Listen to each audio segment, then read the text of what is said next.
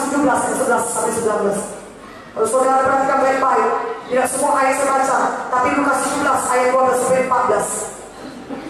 Ya, ada 10 orang kusta saudara berseru kepada Yesus, Guru kasihanilah kami. 10 orang kusta datang kepada Yesus.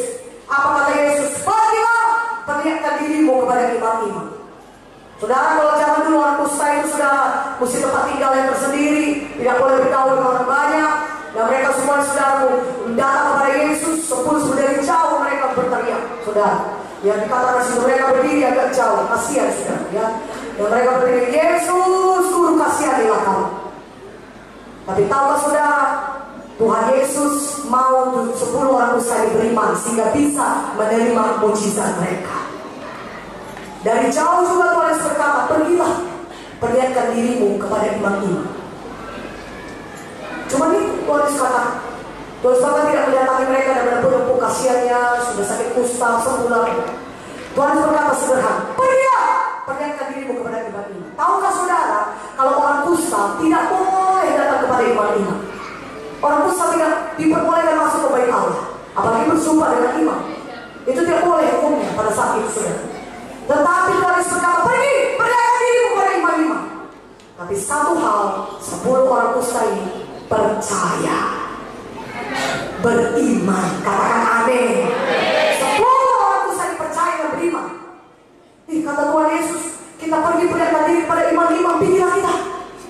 Masih dibeban, ya, dibeban semua, ya berbeban semua di tubuh mereka. Ada yang udah puntung-puntung dari kakinya, dari tangannya, ya jalan susah, ya. Bayangkan 10 orang kusta sama-sama datang kepada Yesus. Semua masih lemah, badan mereka masih sakit kustaan mereka. Ya saudara, ketika Yesus berkata, pergilah, perlihatkan diri kepada imam-imam. Apakah mereka sudah sembuh dari kustanya? Belum. Tentu sih. Mereka belum ada satu pun yang sembuh. Penyakit itu, kusta itu masih menempel di tubuh mereka. Kaki mereka masih lemah melangkah, ya. Jari-jari mereka masih berbuntungan karena sakit kusta itu semua. Mereka masih sakit kusta, saudara. Penyakit itu masih nempel, tapi mereka beriman. Mereka percaya kepada apa yang dikatakan Tuhan. Tuhan Yesus berkata, pergi kepada dirimu ini, ayo kawan, kita pergi. Pergi, kita percaya. Kalau Tuhan Yesus berkata, pergi perlihatkan diri kepada imam-imam, itu artinya dia berkata, kita sudah sembuh. Kita harus pergi perlihatkan diri kepada imam-imam. Pergi kita, ayo, jalan kita. Masih lemah, saudara. Masih kusta itu masih nempel jelas. Tapi mereka beriman. Mereka percaya kepada firman Tuhan. Nanti saudara baca Lukas 11 sampai 9. Mereka percaya, jadi mereka bertindak. Mereka tidak diam dan berkata, Tuhan sembuhkanlah kami dulu, kami kustaan. Masa kau suruh kami ke bait Allah jumpa imam? Gak boleh Tuhan. Masa kau gak tahu hukumnya? Kalau masih kusta tidak boleh jumpa imam. Tidak, mereka tidak berkata begitu.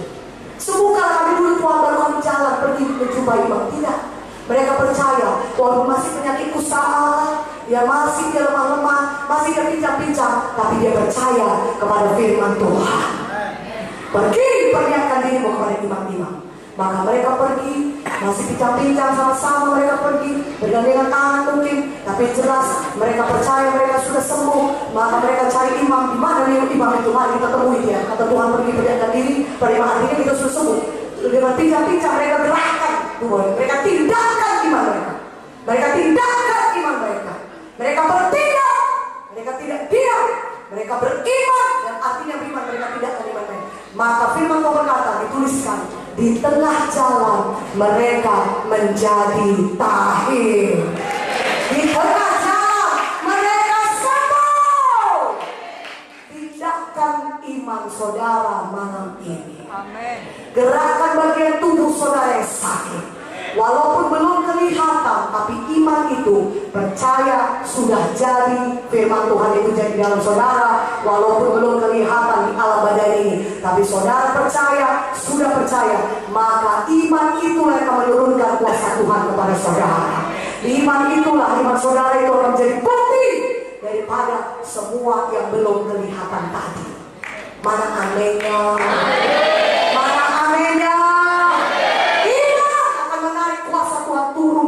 Saudara, ketika saudara beriman, percaya, aku sembuh Tuhan karena firman-Mu berkata demikian. Saudara masih merasa sakit ya, tapi saudara jangan ucapkan sakit saudara, ucapkan firman Tuhan. Karena Markus 5 itu banyak cerita saudara. Tadi Ibu Jo sudah bercerita, wanita sakit 12 tahun berdarah, dia ucapkan iman. Dia berkata, asal ucapkan saja jubahnya aku sembuh. Asal ucapkan saja jubahnya aku sembuh. Asal ucapkan saja jubah Yesus aku sembuh. Wanita itu masih lemah, dia masih sakit perdarahan. Ketika dia datang menerobos kerumunan orang banyak mau menjumpai, dia masih lemah, dia masih sakit. Dia tidak ucapkan sakitnya. Dia tidak berkata, aduh sakitnya pendarahan terus keluar, aduh lemahnya aku, sembuhnya aku ini.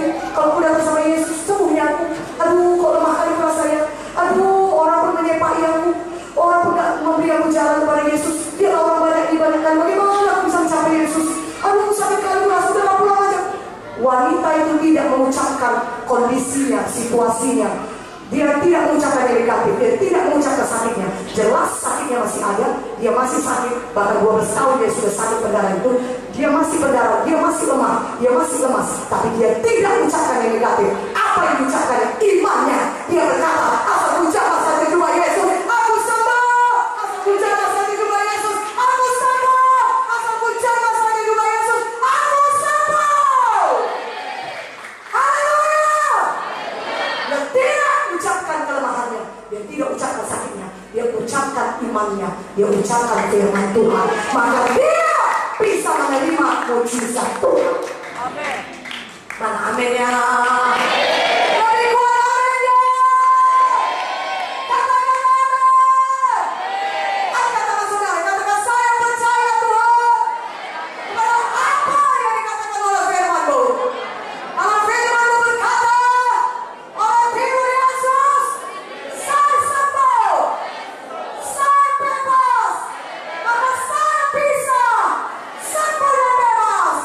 Malam ini, saya beriman, saya terima mujizat saya di dalam nama Yesus. Dan malam ini saudaraku, di tempat duduk saudara-saudara bisa ucapkan pelan-pelan, saya percaya oleh tidur Yesus saya sembuh. Kanker ini lenyap keluar dari tubuhku dalam nama Yesus. Tumor ini lenyap keluar dari tubuhku dalam nama Yesus. Kelumpuhan ini pergi keluar di dalam nama Yesus. Saya percaya oleh tidur Yesus, saya sembuh, saya sembuh, saya sembuh. Katakan haleluya. Iman harus ditinggalkan. Karena itu saudara buka mulut saudara, ucapkan firman Tuhan. Itu salah satu tindakan iman.